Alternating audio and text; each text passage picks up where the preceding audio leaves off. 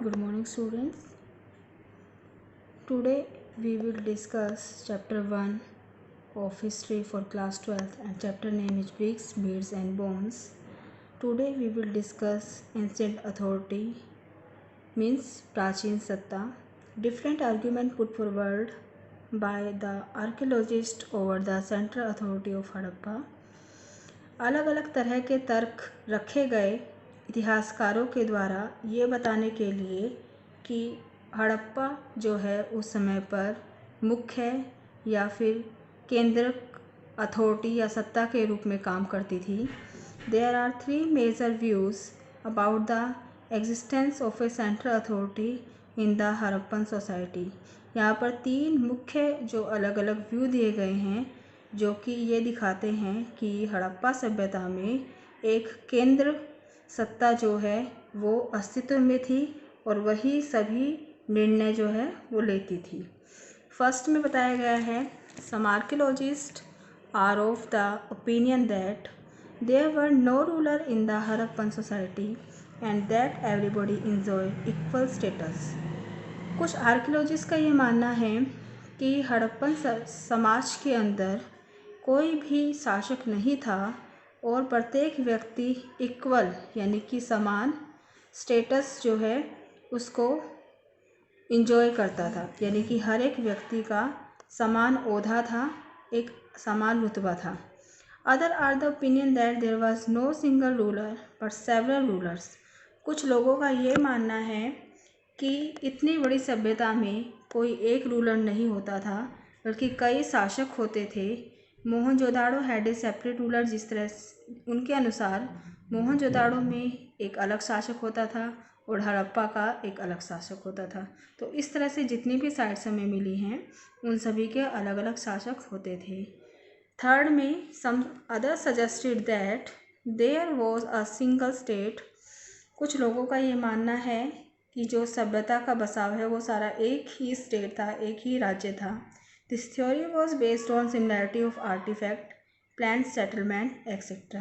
और इस थ्योरी पर हम बिलीव क्यों करते हैं, इस तर्क पर हम लोग बिलीव इसलिए करते हैं, विश्वास इसलिए करते हैं क्योंकि जो भी हमें कलाकृतियाँ मिली, जो भी हमें बसाव मिले जो कि योजनाबद्ध तरीके से किए गए थे, तो इन सभी में समानताएं थी.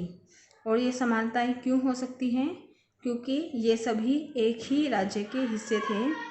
The last opinion consider being more plausible as it is doubtful that such complex decisions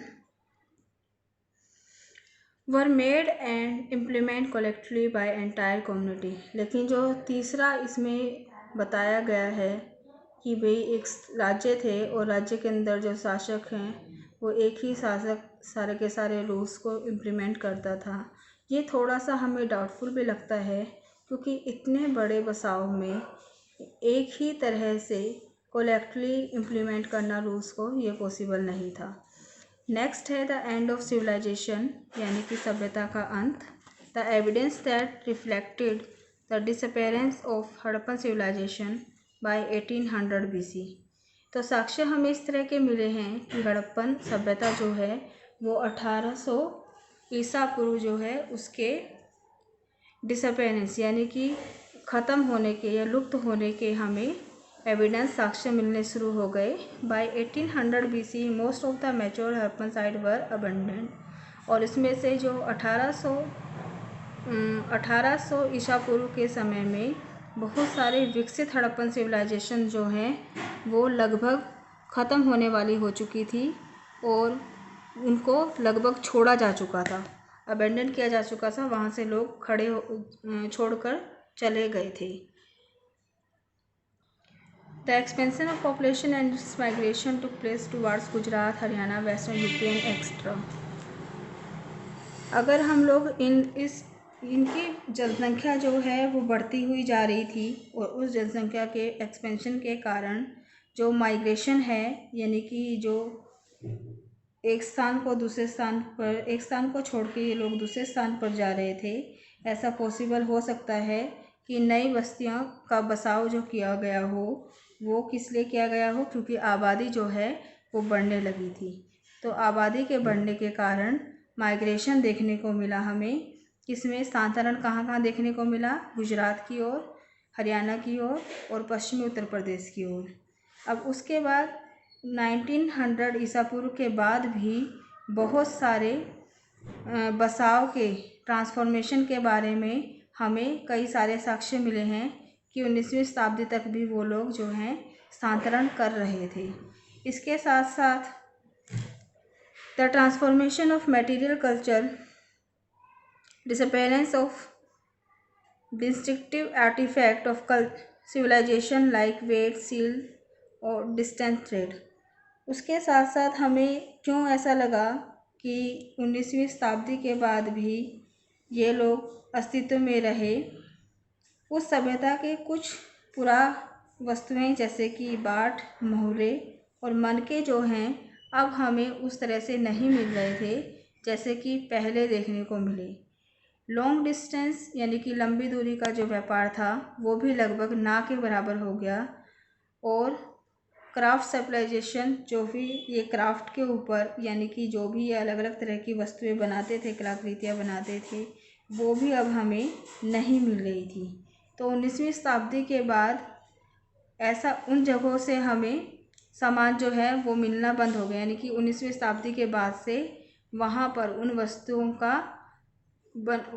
को बनाया नहीं जा रहा था, उनका प्रोडक्शन नहीं हो रहा था। इसका मतलब क्या है कि वो लोग 19वीं शताब्दी आते आते वहाँ से चले गए थे। Several explanation for the decline of Harappan civilization. Harappan civilization की कौन कौन सी उसके अंत के यानी कि उस सभ्यता के पतन के कुछ अलग सी एक्सप्लेनेशन दी गई हैं, अलग से उसके बारे में बताया गया है। ये व्याख्याएं क्या हैं ये देख लेते हैं। The reason responsible for the end of the civilization still unknown. इस सिविलाइजेशन के पतन का जो एक्चुअल कारण है, जो उसके पतन का मुख्य कारण रिस्पॉन्सिबल रहा होगा, उसके बारे में हमें नहीं पता। बट प्रोबेबली रीज़न आर, लेकिन फिर भी कुछ रीजन जो संभावी रीज़न हैं वो निम्नलिखित हैं। क्लाइमेट चेंज, जलवायु परिवर्तन, डिफॉरेस्टेशन और जंगलों का कम होना, एक्सेसिव फ्लड, बहुत अधिक बाढ़ का आना, over use of the landscape और जो ज़मीन है उसका बहुत ज़्यादा यूज़ करना, नदियों का शिफ्ट करना यानी कि एक जगह से छोड़ के दूसरी जगह पर बहना और नदियों का सूखना, और इसके साथ साथ आर्यों के द्वारा उन जगह पर हमला करना, ये रीज़न हो सकते हैं उस सभ्यता के अंत होने के। अब आर्कियोलॉजिस्ट ने कौन कौन सी प्रॉब्लम को फेस किया हड़प्पन सिविलाइजेशन की धार्मिक सभ्यताओं को बताने के लिए कि वहाँ पर धर्म का पालन किस तरह से किया जाता था, उन चीज़ों को बताने में कौन से किस तरह की प्रॉब्लम्स को आर्कियोलॉजिस्ट ने फेस किया यानी कि इतिहासकारों ने देखा। तो इसमें हम लोग देखेंगे कि हड़प्पा स्क्रिप्ट जो थी उससे हमें कोई भी हेल्प नहीं मिली, ये हमारे लिए बिल्कुल भी सहायक नहीं थी ये जानने के लिए कि हड़प्पा सिविलाइजेशन किस तरह से बनी थी। The script remains undeciphered till date. ये सभ्यता की जो भी लिपि है वो अभी तक पढ़ी नहीं जा चुकी है। Material remains help the archaeologist to reconstruct Harappan life. लेकिन हड़प्पा सभ्यता के जीवन को जानने में जो वहाँ पर मटेरियल मिले, जो वहाँ पर हमें धातुएं मिली, उससे हम लोगों को बहुत ज़्यादा मदद मिली। देखिए, जो ऑर्गेनिक मटेरियल होता है यानी कि ऐसा मटेरियल जो गल सड़ जाए, जो जीवाश्म से रिलेटेड हो, तो वो ऑर्गेनिक मटेरियल जैसे कि कपड़े, चमड़ा, लकड़ी और बेंत जो होती है ये तो कंपोज हो जाती है। डिकम्पोज का मतलब ये ख़त्म हो जाती है, नष्ट हो जाती है, गल सड़ जाती है। वाइल स्टोन, जबकि पत्थर, बर्न क्ले, जली हुई मिट्टी, मेटल्स जो हैं या फिर धातुएं जो हैं वो ऐसी ही एज इट इज़ सर्वाइव करती है, ऐसी की ऐसी ही रहती हैं। मटेरियल जो उस तरह का मटेरियल जो कि पोट्री में टूल्स बनाने के लिए, ऑर्नामेंट बनाने के लिए, जेवर बनाने के लिए और हाउस में जो यूज़ होते हैं ऐसे ऑब्जेक्ट को बनाने के लिए जो बनाया गया था वो आज भी वैसे ही हमें अवेलेबल है, वो मिल जाता है, जिसको देख करके हम समझ सकते हैं कि हड़प्पा सभ्यता में उस समय का जीवन कैसे था। Recovering artifact is just the beginning of the archaeological enterprise. लेकिन ये जिस तरह के कलाकृतियाँ मिल रही थी, ये इतिहासकारों के लिए एक बहुत बड़ा क्या बनने वाली थी, परेशानी का सबक बनने वाली थी। क्यों? Archaeologist then classify their finds, क्योंकि आर्कियोलॉजिस्ट जो थे, इतिहासकार जो थे, इन्हें अलग अलग तरह से क्लासीफाई भी करना था, इनका वर्गीकरण भी करना था। सेकेंड एंड मोस्ट कॉम्प्लिकेटेड, और इसमें सबसे कॉम्प्लिकेटेड चीज़ क्या थी, सबसे जटिल चीज़ क्या थी, is in the term of function, कि उसको उनके कार्य के अनुसार क्या करना, वर्गीकरण उनका करना। Archaeologist have to decide, archaeologist को ही ये चीज़ का निर्णय लेना था कि ये जो भी कलाकृति है वो एक टूल, औजार की तरह प्रयोग हो रही है, एक जेवर की तरह प्रयोग हो रही है, या दोनों तरह से उसे प्रयोग किया जाता था। इसके साथ साथ उसके और यूज़ क्या क्या होते थे, रूटल्स यूज़ क्या क्या होते थे, यानी कि किन तरह के रिवाजों को, किन तरह के कामों को पूरा करने के लिए उनका प्रयोग किया जाता था। नेक्स्ट है, an understanding of function of an artifact is often shaped by its resemblance with present day thing, beads, querns, stone blades and pots are obvious example.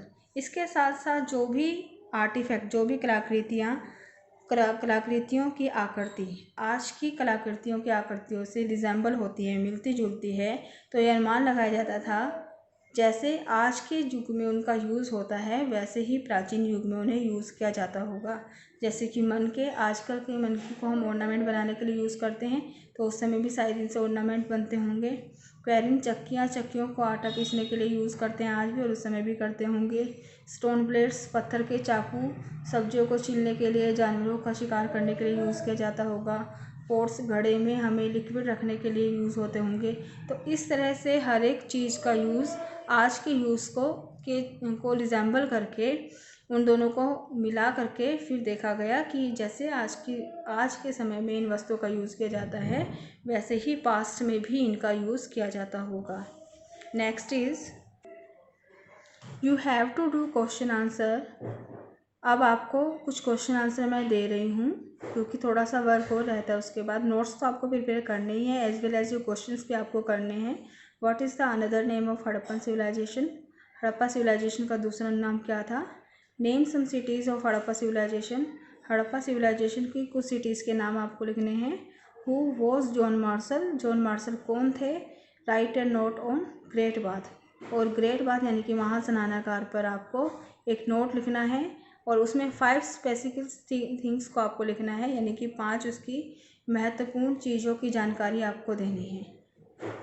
और अपने नोट्स को प्रिपेयर करने के बाद उसके बाद आपको इन क्वेश्चन आंसर को सॉल्व करना है। थैंक्स।